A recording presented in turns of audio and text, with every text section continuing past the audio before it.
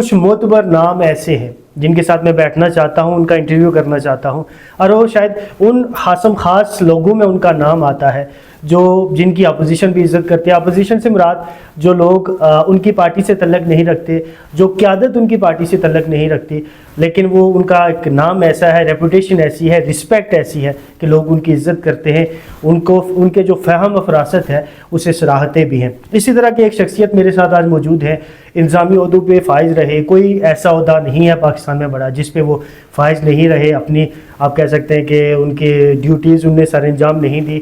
دور اندیش ہیں، جید سیاستدان ہیں، سینئر سیاستدان ہیں. پاکستان پیپل پارٹی کا ایک بڑا نام قمر زمان قاہرہ صاحب.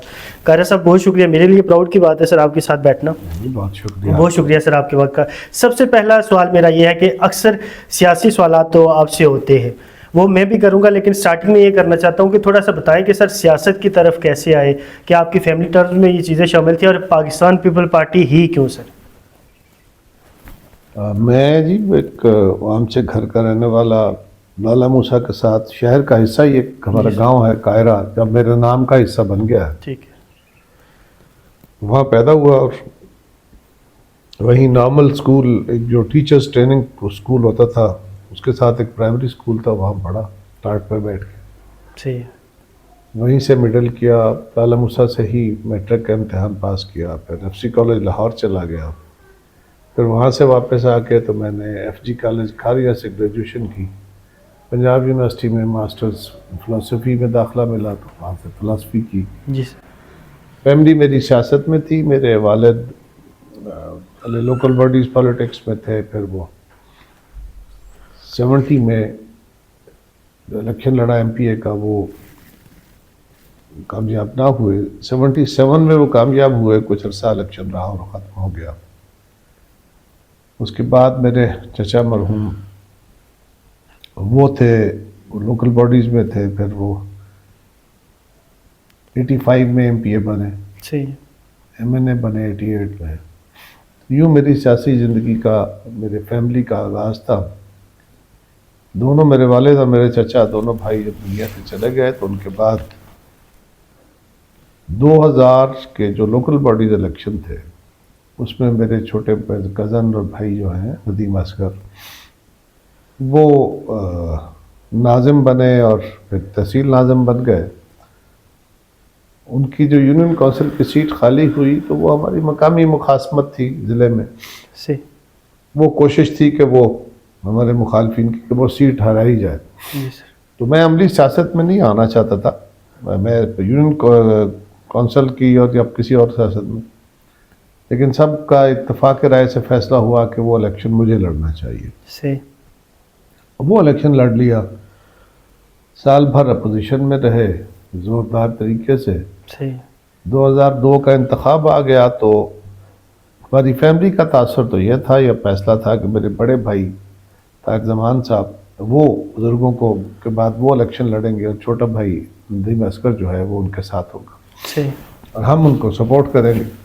لیکن انہوں نے پھر 2002 میں یہ فیصلہ کیا کہ تم کنٹینیو کرو. 2002 میں قومی اسمبلی کا الیکشن لڑا، جیت گئے. یوں قومی سیاست کا آپ کا سفر شروع ہوئی. اس سے قبل میں اسٹوڈنٹس یونین میں کھاریاں کالج کا، ایف جی کالج کھاریاں کا میں یونین پریزیڈنٹ رہا. جی سر. تو جو طالب علمی سیاست سے بھی یونیورسٹی میں بھی جب ہم گئے تو تب تو یونین بین ہو گئی تھیں، لیکن اس وقت تک جب اسٹوڈنٹ لائف تھی تو آغاز میں سٹارٹ میرا بھی اب یوں کہہ لیجئے کہ فیملی پالیٹکس اپنی جگہ ہے اور میں ایک اسٹوڈنٹ پالیٹکس کی پیداوار ہوں. جی. یہ میرا وہاں سے آپ نے سٹارٹ کیا. آپ کی پہلی جو پارٹی تھی جس میں آپ شامل ہوئے پھر آپ نے الیکشن لڑا، وہ پاکستان پیپل پارٹی ہی تھی سر؟ جی میرے والد پیپلز پارٹی میں تھے 1970 سے، اور میں کیونکہ خود بھی پروگریسو خیالات سے میں متاثر تھا.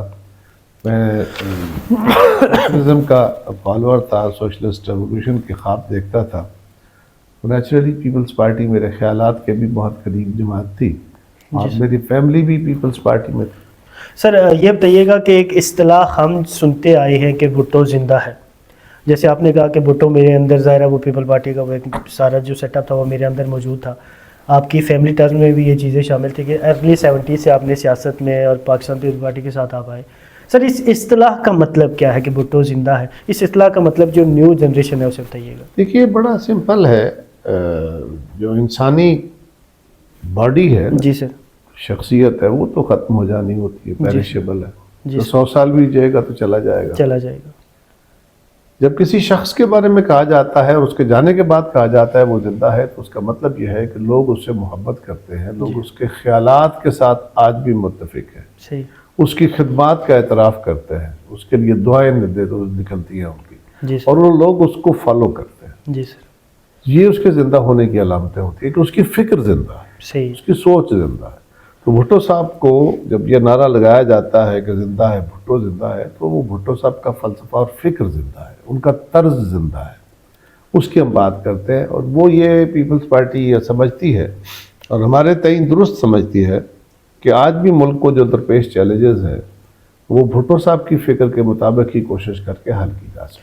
سر کہا جاتا ہے, میں ایک نجم سیٹھی صاحب جو آپ جانتے ہیں کہ بڑا نام ہے پاکستان کی صحافت کا, سر ان کو میں سن رہا تھا, انہوں نے کہا جی کہ جب بی بی صاحبہ پاکستان آنا چاہ رہی تھی, آپ سے صرف جاننا چاہ رہا ہوں کہ اس میں کتنی حقیقت ہے کہ وہ بی بی صاحبہ پاکستان آنا چاہ رہی تھی. زرداری صاحب نے مجھے کال کی, مجھ سے ان کی بات ہوئی. زرداری صاحب نے کہا کہ بی بی صاحبہ پاکستان آنا چاہ رہی ہیں, ان کی جان کو خطرہ ہو سکتا ہے, کیونکہ باتیں تو کی جا رہی تھی. تو بی بی صاحبہ نے کہا کہ نہیں میں پاکستان جاؤں گی اور مساق جمہوریت کرنے کی کوشش کروں گی, جو نواز شریف صاحب نے اور بی بی صاحبہ نے پہلے بھی کیا تھا. تو سر کوئی ایسی بات موجود تھی, بی بی صاحبہ کی جان کو خطرہ تھا کہ آپ لوگوں کے علم میں یہ چیز تھی؟ بی بی صاحبہ چل کے گئی تھی میاں صاحب کے پاس جدہ, اور جدہ جا کے انہوں نے چارٹر آف ڈیموکریسی کا آئیڈیا دیا اور سائن ہوا, اور پھر باقی لوگوں نے اس کو سائن کیا. تو وہ پاکستان کا ایک سنگ میل تھا, اس سے پاکستان کی جمہوریت آگے بڑھی تھی, اور پاکستان میں سول سپریمیسی کا جو خواب ہم دیکھا کرتے تھے, یہ دیکھتے ہیں, جی سر. وہی ایک طریقہ ہے. کوئی انقلاب نہیں آنے لگا, صحیح. یہ ایوالو ہونا ہے, اور ہم نے اپنے پولیٹیکل اداروں کو امپروو کرنا ہے, ان کی کیپیسٹی کو امپروو کرنا ہے, اپنی گورننس کو انہانس کرنا ہے, اور اپنی جگہ بڑی کرنی ہے. جی سر. یہی ایک طریقہ ہے. اور وہی محترمہ کا خواب دوبارہ تھا کہ میں واپس جا کے پھر باقی سب حکومتوں کو اکٹھا کروں. جب وہ واپس تشریف لائی تو پیپلز پارٹی اور مسلم لیگ میں وہ نفرت جو ماضی میں ہوا کرتی تھی وہ بہت بہت مائلڈ ہو چکی تھی. اس وقت خان صاحب نئے پلیئر کے طور پہ میدان میں تھے, جی سر. اور وہ نفرت کے اسی علاوہ میں تھے جو ماضی میں ہم بھی ہوا کرتے تھے. جی سر. تو یہ ان کا خواب تھا. بی بی شہید کو بالکل خطرہ تھا, ان کے جو بڑی واضح طور پہ اس وقت ٹیررزم بہت تھا, یہاں پہ مذہبیت کا ایک پورا جن جو ہے وہ کھڑا تھا, اور جگہ جگہ دھماکے ہو رہے تھے, کئی لیڈروں کے اوپر حملے ہوئے تھے. بی بی کیونکہ بڑی واضح طور پہ اس سوچ کے, اس فکر کے, جو طالبان کی فکر ہے اور اس سوچ کی فکر ہے جو طاقت کے زور پہ اپنی خاص, جو جس کو وہ فقہ کہتے ہیں, اپنی خاص فقہ وہ نافذ کرنا چاہتے ہیں, تو اس کو محترمہ نے ہمیشہ کنڈیم کیا تھا, یا اس کو روکا تھا, یا اس کی مخالفت کی تھی. جی سر. تو ان کے اوپر حملے ہونے کا یہ بڑا امکان تھا. اور یہ بھی تھا کہ جو لوگ پاکستان میں مذہبی انقلاب لانے کے خواہاں تھے وہ سمجھتے تھے کہ بی بی شہید جو ہے وہ ایک بہت بڑی رکاوٹ ہے فکری طور پہ ان کے سامنے. لہٰذا محترمہ کو ان کی جماعت کی طرف سے بھی اندازہ تھا, اور ان کو ان کے کچھ غیر ممالک میں جو ویل وشرز ہیں انہوں نے بھی اپنی اطلاعات کے مطابق ان کو کہا تھا.